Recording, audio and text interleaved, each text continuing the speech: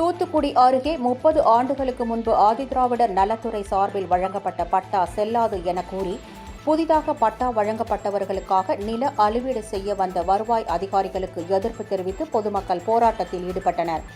தூத்துக்குடி மாவட்டம் பெரியதாழை முத்தாலம்மல்புரம் பகுதியில் 30 ஆண்டுகளுக்கு முன்பு ஆதிதிராவிடர் நலத்துறை சார்பில் 41 பயனாளிகளுக்கு இலவச பட்டா வழங்கப்பட்டது. ஆனால் குடியிருப்பிற்கான தீர்வை வழங்கப்படாததால் மின் இணைப்பு, குடிநீர் உள்ளிட்ட அடிப்படை வசதிகள் செய்து கொடுக்கப்படவில்லை. இதனால் 20 ஆண்டுகளுக்கு மேலாக அப்பகுதி மக்கள் இருளில் தவித்து வருகின்றனர்.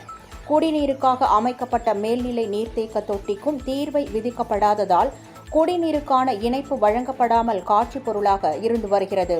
இதுகுறித்து பலமுறை வட்டாட்சியர் மற்றும் மாவட்ட ஆட்சியர் அலுவலகத்தில் அளிக்கப்பட்ட கோரிக்கை மனுக்கள் மீது எந்தவித நடவடிக்கையும் எடுக்கப்படவில்லை என்று கூறப்படுகிறது. இதுகுறித்து அண்மையில் நடைபெற்ற வருவாய் தீர்ப்பாய கூட்டத்தில் கோரிக்கை மனு அளித்தும் எந்தவித நடவடிக்கையும் எடுக்கப்படவில்லை என்று தெரிகிறது. இந்நிலையில் ஆதிதிராவிடர் நலத்துறை சார்பில் 41 பயனாளிகளுக்கு வழங்கப்பட்ட இலவச வீட்டுமனை பட்டா செல்லாது என கூறி புதிதாக 10 நபர்களுக்கு பட்டா வழங்கும் வகையில் நில அளவீடு செய்வதற்காக வருவாய்த்துறையினர் முத்தாலம்மல்புரத்திற்கு வந்தனர். அவர்களுக்கு எதிர்ப்பு தெரிவித்த கிராம மக்கள் கயிறு கட்டி தடுத்தனர். இதுகுறித்து தகவல் அறிந்ததும் விரைந்து வந்த போலீசார் மற்றும் வருவாய்த்துறை அதிகாரிகள் கிராம மக்களிடம் பேச்சுவார்த்தையில் ஈடுபட்டனர். இதில் உடன்பாடு ஏற்படாததை அடுத்து கிராம மக்கள் உள்ளிருப்பு போராட்டத்தில் ஈடுபட்டனர். அப்போது பெண் ஒருவர் மயங்கி விழுந்ததால் பரபரப்பு ஏற்பட்டது. நிறைய பேர் சீக்கிரம் போயிடுவோம். இவ்வளோ பண்ற டார்ச்சர் விவோ எல்லாரும் சேர்ந்து ரொம்ப பண்றாங்க.